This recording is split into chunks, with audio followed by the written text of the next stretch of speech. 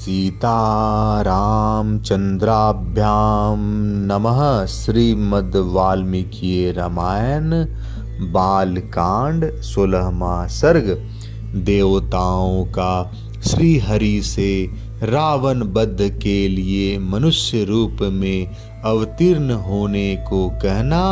राजा के पुत्रेष्टि यज्ञ में अग्नि कुंड से प्रजापत्य पुरुष का प्रकट होकर खीर अर्पण करना और उसे खाकर रानियों का गर्भवती होना।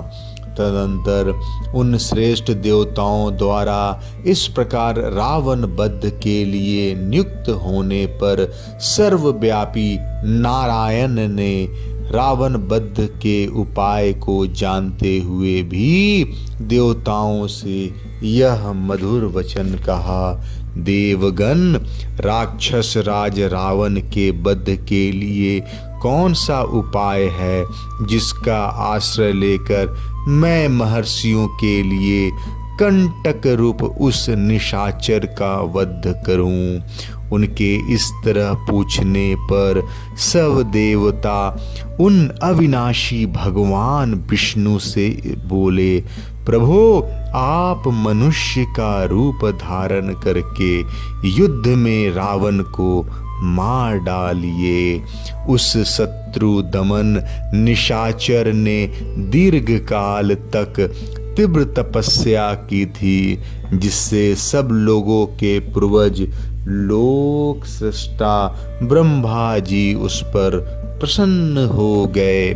उस पर संतुष्ट हुए भगवान ब्रह्मा ने उस राक्षस को यह वर दिया है कि तुम्हें नाना प्रकार के प्राणियों में से मनुष्य के सिवा और किसी से भय नहीं है। पूर्व काल में वरदान लेते समय उस राक्षस ने मनुष्यों को दुर्बल समझकर उनकी अवहेलना कर दी। इस प्रकार पितामह से मिले हुए वरदान के कारण उसका घमंड बढ़ गया है। शत्रुओं को संताप देने वाले देव वह तीनों लोकों को पीड़ा देता और स्त्रियों का भी अपहरण कर लेता है। अतः उसका वध मनुष्य के हाथ ही निश्चय हुआ है। समस्त जीवात्माओं को वश में रखने वाले भगवान विष्णु ने देवताओं की यह बात सुनकर अवतार काल में राजा दशरथ को ही पिता बनाने की इच्छा की। उस समय वे शत्रुसूदन महातेजस्वी नरेश पुत्रहीन होने के कारण पुत्र प्राप्ति की इच्छा से पुत्रेष्टि यज्ञ कर रहे थे।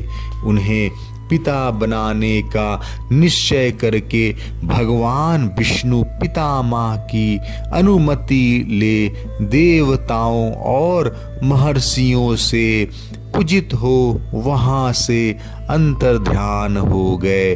तत्पश्चात पुत्रेष्टि यज्ञ करते हुए राजा दशरथ के यज्ञ में अग्नि कुंड से एक विशाल काय पुरुष प्रकट हुआ। उसके शरीर में इतना प्रकाश था जिसकी कहीं तुलना नहीं थी। उसका बल पराक्रम महान था।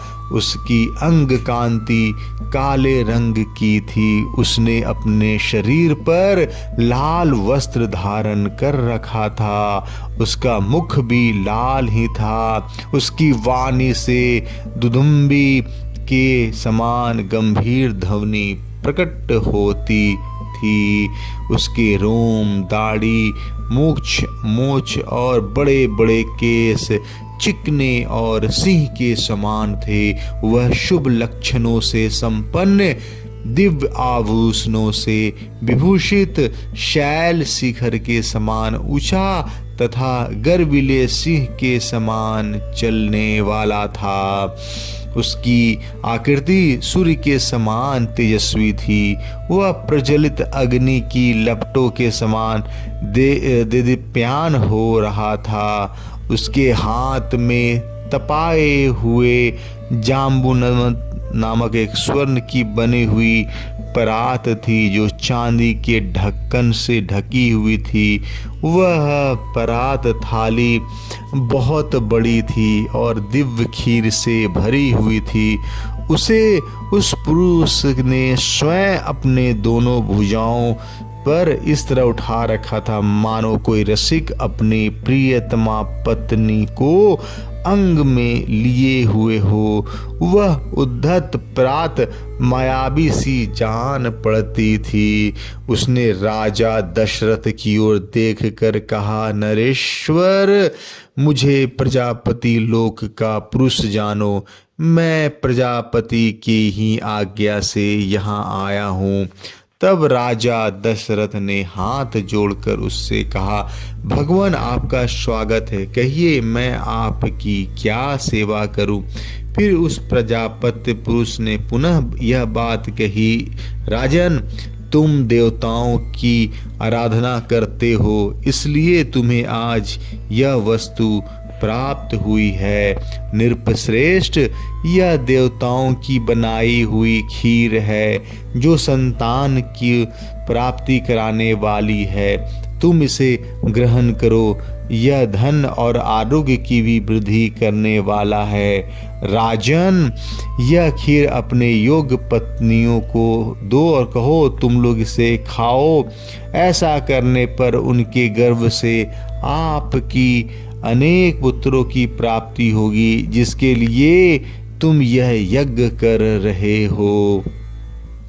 राजा ने प्रसन्नता पूर्वक बहुत अच्छा कहकर उस दिव्य पुरुष की दी हुई देवान से परिपूर्ण सोने की थाली को लेकर उसे अपने मस्तक पर धारण किया। फिर उस अद्भुत एवं प्रिय दर्शन पुरुष को प्रणाम करके बड़े आनंद के साथ उसकी परिक्रमा की। इस प्रकार देवताओं की बनाई हुई उस खीर को पाकर राजा दशरथ बहुत प्रसन्न हुए, मानो निर्धन को धन मिल गया। इसके बाद वह परम तेजस्वी अद्भुत पुरुष अपना वह काम पूरा करके वहीं अंतर्ध्यान हो गया।